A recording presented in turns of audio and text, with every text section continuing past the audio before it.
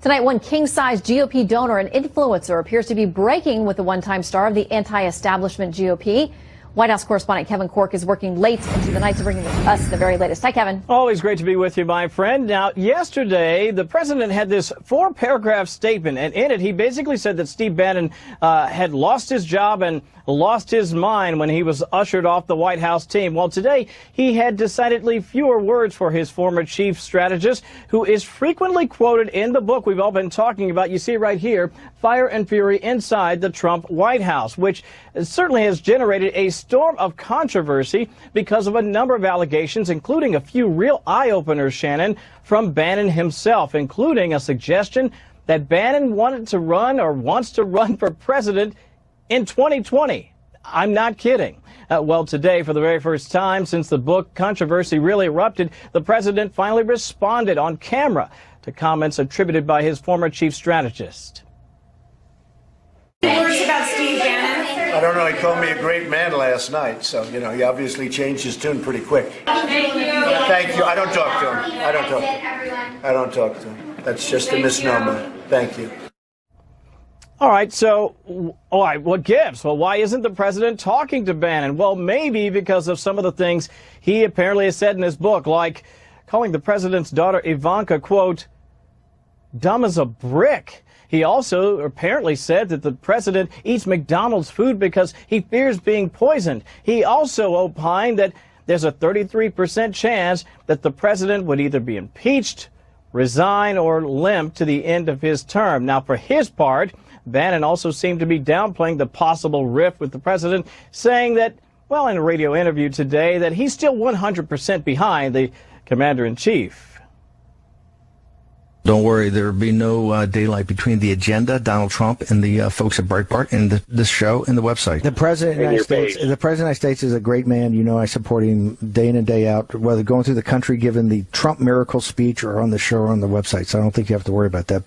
Ah, yes, but for all the olive branch extending by Bannon, well, he was actually hit today, Shannon, with a cease and desist letter. The president's lawyers accusing him of repeatedly violating the terms of his separation, including comments attributed to him in the now infamous book. And clearly the patience of White House officials, my friend, well, after fielding so many questions about this book, well, it's getting pretty threadbare. I'm less concerned with my exhaustion as I am with the people of this country who, frankly, probably could care less about a book full of lies and would really like to hear more about the booming economy, the crushing of ISIS, all of the great things that are happening in this country, or all of the big problems that we're focused on tackling. And the blowback continues even late this evening, as tonight we have learned that Bannon's major benefactors, financial backers, are actually now beginning to back away from him, and that is a major deal. We can also tell you that the president tonight, Shannon, is finally tweeting about this one. This one actually just happening about less than 10 minutes ago. He tweeted this: I authorized zero access to the White House, actually turned him down many times for author of phony book. I never spoke to him for the book. Full of lies, misrepresentations, and sources that don't exist. Look at this guy's past and watch what happens to him and Sloppy Steve. That kind of night for Steve Bannon, and even worse for the author, although if you're looking about book sales, well, they're expected to go on sale tomorrow. And given the controversy, Shannon, I think it's a pretty good bet he will sell more than just a few. Back to you. Thank you. All right. Kevin Corke, again, great to have you with us tonight. Thank you. Anytime. As we mentioned at the top of the show, Fox News confirming the FBI office in Little Rock, Arkansas is investigating the Clinton Foundation. Possible pay-to-play on the radar. Joining us now, Fox News politics editor Chris Stirewalt. Great to see you tonight, sir. Howdy, ma'am. What do you make of this? Because a lot of people think this stuff has all died out. Any talk of investigating the Clintons or of Hillary Clinton is just cover for what's going on with Trump, and it's not going to go anywhere. Well, both things can be true. We have, you would know this, Counselor, we have probably 98, 97 districts, federal district courts in the United States. Each of them has a United States attorney. And the one in the Eastern District of Arkansas has been a hotbed of this kind of stuff for decades, because where the Clintons have been and where the Clintons have gone, controversy and scandal has always followed. The U.S. attorney out there, I believe, is named Cody Highland. I believe his name is. but he is a Mike Huckabee veteran. He was working for Mike Huckabee back in the days when the Clinton machine was trying to take Huckabee out as governor. This is some old blood feud stuff, man. This is some deep down Arkansas Delta business. And what you see is this U.S. Attorney's Office, this FBI field office has the opportunity, whatever the Justice Department wants to do, obviously it has to be approved in Washington. But if this prosecutor out in Little Rock wants to take a good look at what the Clintons were doing and what was going on, I don't think there's probably much to stop it. Okay, so do you think it goes anywhere? Because we've been told before that this is just a rabbit trail. There's nothing to it. It's all been fully investigated, and there's no smoke, there's no fire. Well, if you love America, and I am told reliably that you do. As do you. Even though you beat me at trivia today. We're not going to talk about it. It's too soon. I'm still smarting. Hashtag too soon. But look, it is reasonable to want complete answers about what's going on, what went on with the Trump campaign, and also complete answers about how the Clinton machine, the Operation Clinton Inc., how it operated, what it did, what all was going on, were favors paid for. We remember Peter Schweizer's book that we reported on too, the New York Times reported on, and others reported on, that had a lot of stinky stuff in it. It seemed inappropriate. And if people were, or even thought they were paying for favors from the Secretary of State when she was in office, that's something we ought to want to know about, and we should be able to hold those two thoughts in our mind concurrently. All right, the Daily Beast is also reporting that the DOJ, they have information, is reopening a look into Hillary Clinton's emails. We've seen, and Judicial Watch reported today, I think that they have pressed and pressed for information, that they've now uncovered there were more classified information, classified documents, emails on Anthony Weiner's laptop that his wife, Huma Abedin, a close confidant of the Clintons, apparently that had got mixed up somewhere. So it sounds like there may be some interest in reopening whether or not she mishandled classified information. Maybe, but we've been down. Now, if there's a rabbit trail here, this has more thicket around it than maybe the other one. This question's been explored. Obviously, people think that James Comey did it wrong. People think the FBI did it wrong. We have 2 or 3 investigations into the investigation of the investigation. Presumably, we will get to some clarity on this, but that will come as one unit, not some specific pull aside about Huma Abedin or something like that. Okay, now I want to talk about the Bannon quotes and the speculation within the Michael Wolff book. It's gotten really ugly between Bannon and the president. They were once very, very tight. Yep. Although the president seems to be downplaying that at this point. Just accurate. You can do the. I'm going to classify that as a guffaw. I take that as a guffaw. Michael Wolff, who is the author of this, he tweets, "Here we go. You can buy it and read it tomorrow. Thank you, Mr. President," saying, listen, you can threaten us with all these letters and lawsuits and everything else, but you're actually drawing more attention to it. But something we thought was interesting today in the copy that we've gotten is that Bannon apparently was telling people, in this book, it says Bannon was telling people something else. Steve Bannon, was going to run for president in 2020. The locution, "if I were president," was turning into "when I am president," because he talked about he thought the president was either going to get impeached, resign, or just barely make it through one term. As much as it pains me to spend any other syllable of my life discussing Steve Bannon's theses about power and the application thereof, he was talking in that sense. If Trump didn't run or wasn't running, he wasn't going to challenge Trump. The Bannon stuff here is basically a comeuppance for a guy who overstated, hyped his own game, with, by the way, the help of the press, who loved to make him into this Svengali who was behind Trump and controlling Trump and doing all these, because there had to be more to it. It couldn't just be red hats and rallies and MAGA, MAGA, MAGA. There needed to be some intellectual, and Bannon auditioned for that part and was granted it in large measure by the press, and now he goes kablooey. The stuff that's interesting in this book and the stuff that will last and is important in this book isn't about Steve Bannon. What's interesting in this book is about how that White House allegedly worked in the opening months and what that means about John Kelly, what that means about going forward, what it means about the level of confidence that the staff has in the president and the president has in his staff. And I will say one thing. After all the allegations in this book, Donald Trump needs to give a real interview or hold a real press conference or do something soon to demonstrate to voters that the allegations in this book that he is dotty or senile or incompetent are untrue. He needs to get out and lay those to rest quickly or it'll stick. Well, there is always an open invitation for him to come and interview with us on Fox News at night. Yes, it can happen. So White House, call us and we'll make that happen. Chris, good to see you. You bet. All right. Well, you may not have heard, but there's actually some good economic news happening on President Trump's watch on Wall and Main Streets. The Dow Jones Industrial Average hitting its 7th 1,000-point milestone since President Trump was elected, closing above 25,000 for the first time. This bull run began after President Obama was elected, but it's now accelerated quickly since President Trump took office. And a new report says private sector job creation surged last month.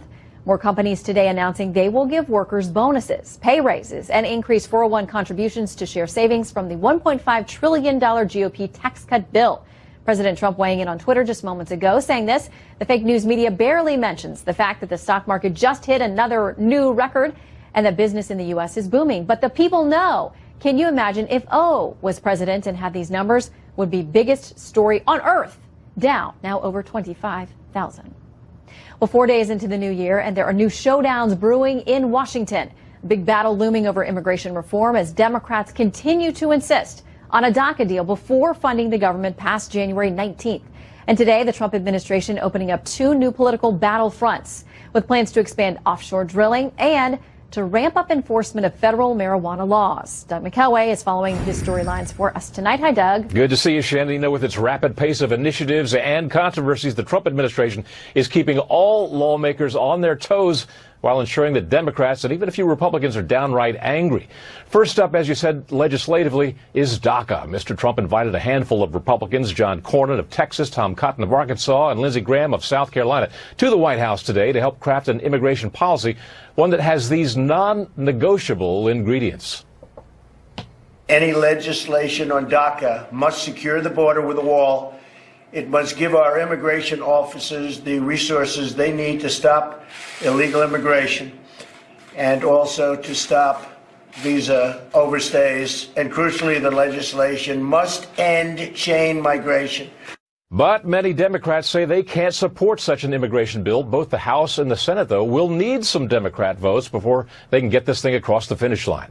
Separately today, the Department of Interior announced plans to open up 90% of the U.S. outer continental shelf to oil and gas leases. It's meeting with obvious Democratic resistance, but also most of the Florida congressional delegation, including Republicans and other Atlantic state lawmakers, are deeply opposed, fearing what could happen to tourism if an accident happens. Florida Republican Brian Mast tweeted the plan is, quote, extremely alarming and unacceptable.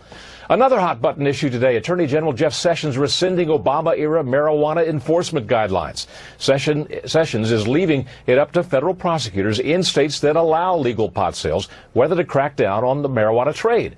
Advocates who've witnessed the benefits of medical marijuana and states' rights conservatives are livid at this decision. Colorado Republican Senator Cory Gardner said Sessions promised him during his confirmation hearings he would not interfere with these state decisions. I believe what happened today was a trampling of Colorado's rights, its voters, and that's why I will be putting today a hold on every single nomination from the Department of Justice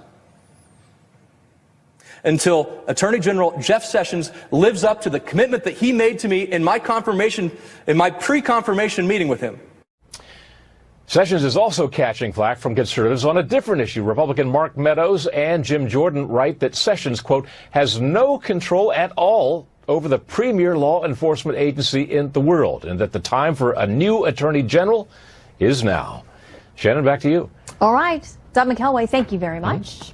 Republicans will control the House of Delegates in Virginia, and they've got the luck of the draw to thank for it. Literally, it all came down to a single contested state house race, which had flip-flopped back and forth after a recount and razor-thin margin. Well, a three-judge panel refused to hear Democrat candidate Shelley Simmons' argument over single contested ballots last month. So that left it in a tie. Well, the State Board of Elections met today to choose the winner based on a 1705 law. You see it there.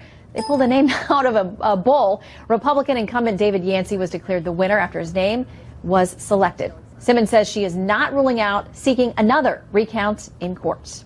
Well, we'll hear from Congressman Mark Meadows in a moment on his call for the Attorney General to resign, plus President Trump's fitness for office. According to Politico, lawmakers briefed by a psychiatrist who claims he's falling apart. Trace Gallagher brings us details on the diagnosis. And later, remember that bombshell Politico report alleging the Obama administration sabotaged the DEA's investigations into the terror group Hezbollah? Tonight, we have an exclusive interview with the former DEA special agent who was right in the middle of the controversy. He will be here live to separate fact from fiction. Republican Senator Cory Gardner blasting Attorney General Jeff Sessions today. threatening to block all of the president's nominees for the Justice Department. And it's all over the administration's decision to end an Obama-era policy called the Cole Memo, which allows state legalization of marijuana to thrive, despite a federal law that bans the substance. Senator Gardner, who once opposed the legalization of marijuana, has since supported the decision made by Colorado voters. And he now points to the economic benefits of legalizing marijuana. Listen to this clip from a segment about marijuana businesses in Seattle, Washington, facing the new reality of California legalization. 2018 brought the Golden State into line with other West Coast states for marijuana retail shops and products. That even playing field may expand the number of people who want to buy, but could undercut any attempt to make Seattle a special destination for pot tourism. Vela owner Aaron Green says it just takes a shift in the sell. Make a pot shop visit part of the Seattle experience, an add-on rather than the main attraction. A lot of their convention participants want a cannabis tour of some sort to be part of their Seattle visit. Well, now they have multiple state options, but a diverse group of critics are worried about so-called marijuana normalization, just like you heard, and they're praising Sessions for allowing the feds to enforce federal law, despite the states who decided to buck the feds and do their own thing. A former Obama administration drug policy advisor says DOJ's move will stop the massive infusion of money going to fund pot candies, cookies, ice creams, and other kid-friendly pot edibles. A mom who lost her daughter to a driver high on pot says that all too often marijuana is seen as benign. I hope those days are now over. And a former Democrat congressman says the Cole Memo had been waved around by money-hungry pot executives for years, searching for legitimacy among investors and banks. It's time we put public health over profits. Today, Republicans seem divided on normalizing and legalizing marijuana, boiling down to states' rights versus doing what they believe to be the right thing. Joining us now, GOP Congressman Mark Meadows, chairman of the House Freedom Caucus. We have many things to talk to you about tonight, but we'll start here. Great to have you with us. It's great to be with you, Shannon. What do you make of this? Because I want to read a little bit more of a statement that we got from Senator Gardner's office as well. He says reports that the Justice Department will rescind their current policy on legal marijuana enforcement are extremely alarming. In 2016, President Trump said marijuana legalization should be left up to the states, and I agree. What do you think? You know, here's what we have to really look at is a federal law, and this president has been consistent. He said if there's a law on the books, let's make sure that we do it. Just like we're having to deal with DACA, because we had President Obama overreaching on the DACA, the deferred action. He says it's time for Congress to act. And I think on this one, it really is for Congress to rescind the federal law, not an executive agency. And Corey's a good friend. I understand he's representing his state, but there comes a point where you allow states to affect federal policy instead of the other way around. And I think that that's troubling. So I support Attorney General Sessions in this move.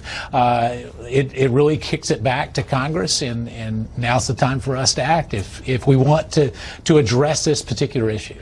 So you support the Attorney General on that, but I know there are some other criticisms that you have of him. Your fellow House member, Jim Jordan, the two of you wrote a piece, and you say, listen, you're tired of the leaks that are happening, that there's been no evidence of collusion, and yet there are leaks all the time to places like New York Times. We have another piece out tonight where they cite multiple anonymous sources with all kinds of inside information from the Mueller investigation. They say it came from people who were either inside the White House or briefed on things that happened at the White House or the investigation.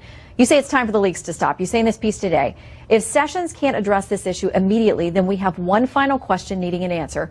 When is it time for a new Attorney General? Sadly, it seems the answer is now. He vowed to crack down on these leaks and to hold people responsible. Well, but no one's lost their job yet. And you know, the FBI and DOJ leak more than a 60-year-old wooden John boat. I mean, every single day we have more and more leaks that are coming out.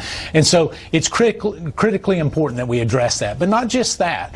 The Attorney General needs to do his job. You know, when he recused himself, where does his recusal start and stop? There's a big frustration on Capitol Hill that here we have investigated this Russian collusion for 16 months. There is no collusion. There is no evidence of collusion. And so yet here we are in a situation where we know that there are leaks are happening. We know that based on these reports that they've used a dossier in an inappropriate manner, but yet we can't even get the very documents to have proper oversight. So we're tired of the stonewalling. I talked to Chairman Nunes this evening. evening. He's going to get some documents tomorrow. That's a good step in the right direction. But we've seen this before. Listen, I've been on oversight for over 5 years. What happens, they promise you that they're going to get it to you. They give it to you fully redacted, so a page of just blacked out lines. It is time that we get to the bottom of this, and it's time that we hold the FBI and DOJ accountable to the standard that they should be held accountable to. Do you think, and we have talked about this, do you think that this is a quote-unquote deep state problem? Do you think that there are people within the administration, maybe holdovers, others who are never Trumpers, opponents of the president, who are keeping you from getting the information that Congress is legally entitled to? Well, I mean, we don't have to look much further than the text messages between Peter Strzok and Lisa Page to obviously see some type of bias. Now, whether that carries over into the investigation, we need to look at all the text messages. We need to fully look at that. But yes, I mean, in my conversations with others, are there people within the high ranks of DOJ and the FBI that certainly are not wanting to come forward with some of this information? I believe that that's the case. I'm not a conspiracy guy, but at the same time, give us the documents. We've requested some 15,000 pages of documents. It's time that we start to review them. With all these things in mind, the obstruction, the stonewalling, the leaks, are you calling on the Attorney General to resign? I'm calling on him to do his job. And if he will do his job immediately and right away and quit making excuses. You know, you had in part of the lead up to this, you had Attorney General Sessions saying, well, it's not time for a special prosecutor. Well, when we see the text messages and the emails that we've already visited, there seems to be some, at least, appearance of impropriety. It's time that we actually get to the bottom of it. And so he's got a very short fuse from my standpoint, but if he can do his job, more power to him. We would welcome the information to come forward. All right. Congressman Mark Meadows, always great to have you. Thanks Shannon, for coming in. Great to be with you. All right, some congressional lawmakers are questioning President Trump's mental health. We're going to tell you what one psychiatrist who came to Capitol Hill to brief them had to say, and we're going to tell you who met with her next. Plus, President Trump's tweets blamed for unrest in Iran, while Vice President Pence says Europe and the UN are not doing enough to help the people there. Stay tuned. Former UN Ambassador John Bolton joins us live. More than a dozen lawmakers, reportedly 11 Democrats and at least one Republican, met with Yale University professor Dr. Bandy Lee in closed-door briefings to discuss the president's mental fitness. Trace Gallagher has details on the diagnosis that lawmakers heard and what these secret doctor visits to Capitol Hill might mean for the presidency. Hey, Trace. Hey, Shannon, when Dr. Bandy Lee finished up more than 16 hours of private meetings with those 12 lawmakers you mentioned, she apparently convinced some that it was time to invoke the 25th Amendment, saying the president was mentally unfit to fulfill the duties of the office, though she also indicated that getting Republicans to sign on would be a lot trickier. Dr. Lee acknowledges that it's unethical for a psychiatrist to diagnose from afar, but she believes it's her duty to warn the public about their leader's psychological instability, which is why she and 26 of her liberal colleagues wrote the book, The Dangerous Case of Donald Trump, where the president is compared to an American Hitler capable of staging a fake terrorist attack and showing signs of impulsivity, recklessness, and paranoia. Here's Dr. Lee on MSNBC. Watch. When silence contributes to harm to the public health, then we do have a duty to speak out. And the duty to warn and the duty to protect is pervasive in our practice. But not all mental health experts feel that same sense of duty. In fact, some say the dangerous case of Donald Trump is nothing but infatuous, tawdry, tabloid psychiatry. And Fox's Dr. Keith Abloh points out that when you acquire billions of dollars through complicated real estate transactions, then go on to become phenomenally successful in television and pull off an astonishing run for the White House, it is highly unlikely that you are not mentally unstable. Abloh says Dr. Bandy Lee is either a political opportunist or a fool, though he makes it clear he has not diagnosed her. Finally, it should be noted the stock market hates uncertainty and instability. Today, the Dow crossed 25,000. Shannon. So it did. Trace Gallagher, thank you very much. Joining me now, townhall.com columnist and radio host Derek Hunter, and syndicated radio host Leslie Marshall, also a Fox News contributor. Good evening to both of you all. Good evening. Thanks for having me. Good evening. Okay, so assuming that we are all mentally healthy enough to have this debate, I want to talk about a little bit more about this. This is a little bit more of what that doctor had to say, Dr. Bandy Lee, who admits she has not met the president, anything like that. She says, "We feel that the rush of tweeting is an indication of his falling apart under stress. Trump is going to get worse and will become uncontainable within the pressures of the presidency." Derek, it seems like he's been the same guy that we've seen and we've known, brash and bold and, off the cuff. Do you think he's changed? No, he hasn't changed. I've been following him. I've been a fan of The Apprentice since The Apprentice.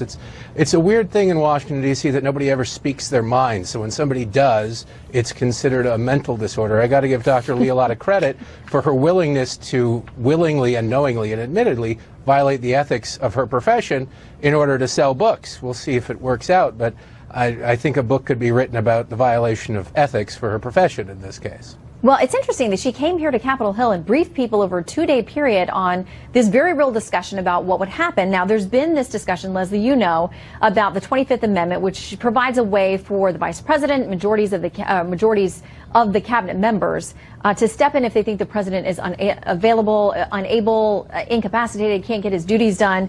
But to that discussion, Harvard law professor Alan Dershowitz, who has not been a conservative ever, says this to Politico: "The 25th Amendment would require for mental incapacity a major psychotic break. This is hope over reality. If we don't like someone's politics, we rail against him, we campaign against him, we don't use the psychiatric system against him. That's just dangerous." What do you think?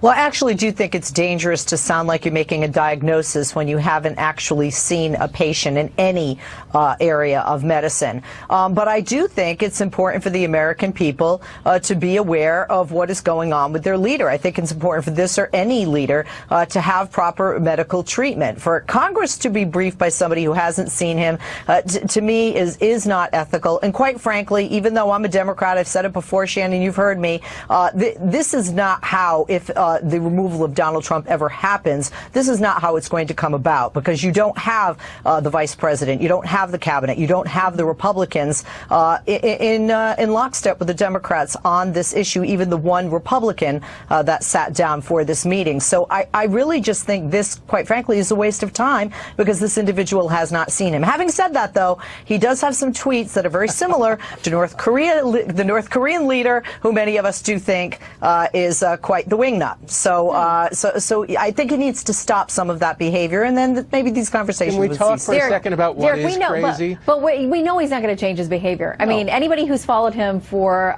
5 minutes, 5 years, 5 decades, he's not going to change his behavior. And he won with that behavior. Right, and he feels like by cutting through and using Twitter and that kind of thing, that's why he won. Do you think even the left, knowing that it is highly improbable that any of this could happen, the 25th Amendment, etc., do you think it just makes them feel better to talk about it, Derek? This is for their base.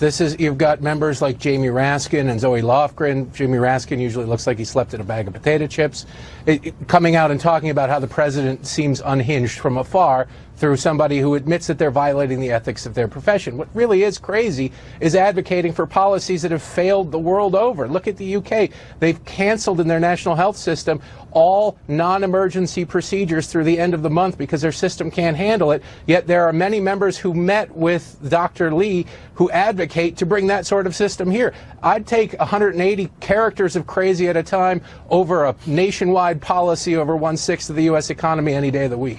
Leslie, what do you make of Derek's assessment that a lot of people just are not used to plain-spoken, straight-talking people in D.C.? It's true. Everybody here is the spin doctor. They very carefully craft their speeches. This president doesn't do that. Do you think it's such a shock to the system that people think, well, he's got to be crazy? No, but I do think that when an individual talks about the ability to start a nuclear war, which could kill millions of people and Americans, he seems to be hinting by pressing at ending a button. one. It's also not a secret that the president can start a nuclear war. There's nobody. If somebody says and threatens, if you will, on Twitter that my button's bigger than yours and I can press it and it's right here, that's dangerous talk when you're dealing with a very dangerous and unstable leader overseas, like we have in Kim Jong-un. And that is the type of behavior I think that people on my side of the aisle question the stability of with regard to the president. It's those specific types of tweets. All right, we got to leave it there. Derek and Leslie, in our sanity, we will close this debate. Thank you both very much. Shannon. All right, as the death toll rises in Iran, President Trump's tweets are being blamed for the unrest in the streets of Tehran and other cities there, and North Korea testing more missiles. We'll tell you where and get the very latest reaction from former UN Ambassador John Bolton when we return.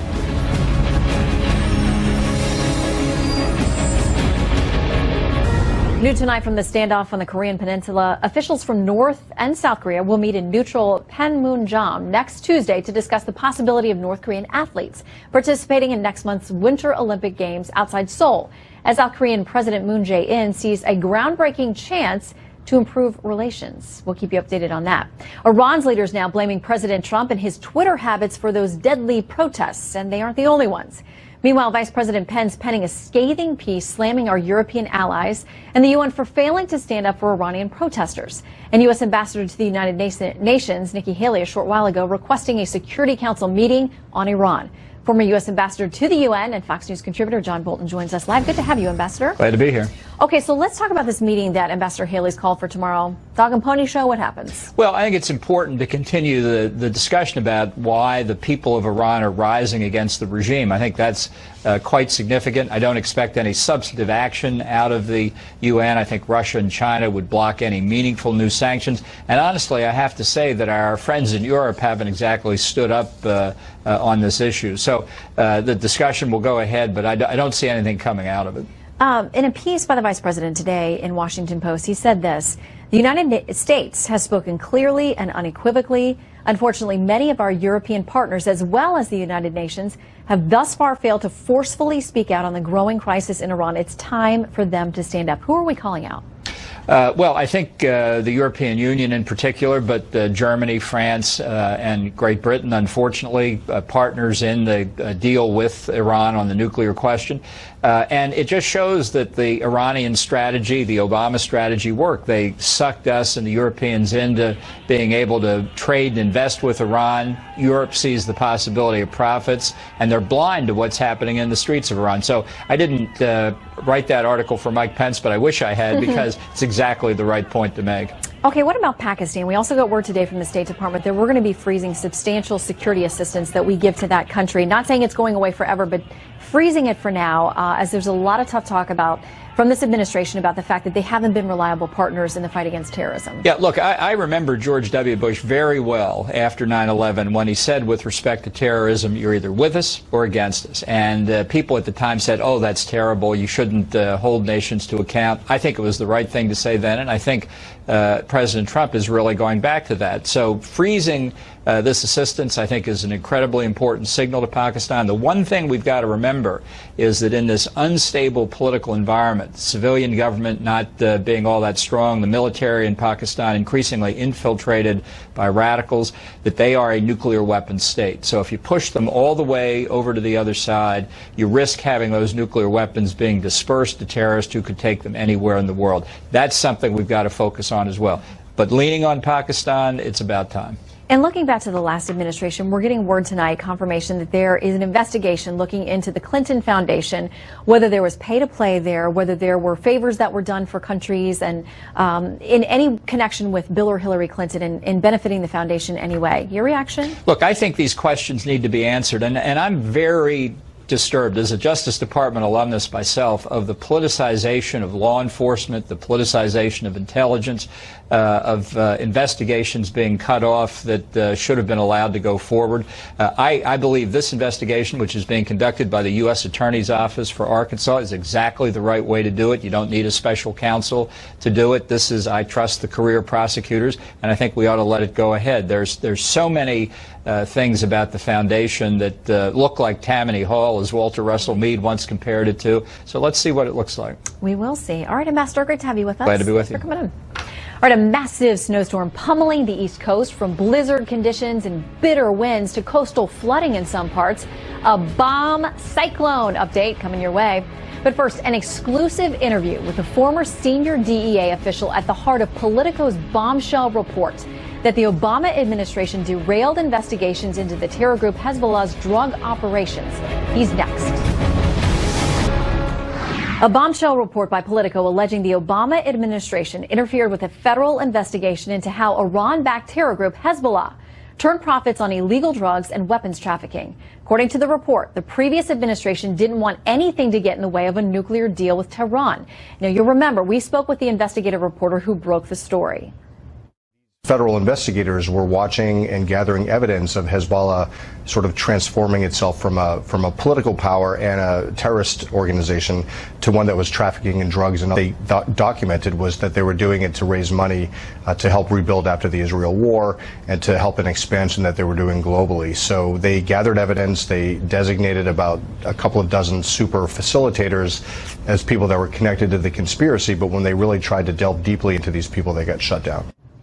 Tonight, we are bringing you an exclusive interview with Derek Maltz. He's the former special agent in charge of the DEA Special Operations Division, quoted extensively in that Politico report. Great to have you with us tonight. Thank you, Shannon. I want to read a little bit of what you said there. You said, there's no doubt in my mind now that the focus was this Iran deal, and our initiative was kind of like a fly in the soup. We were the train that went off the tracks. At what point did you realize all this intel you had gathered about the millions that Hezbollah was laundering, even through this country and making around the globe, wasn't going to be prosecuted? Well, I found it very, very odd that in our backyards all over America, they were sending used cars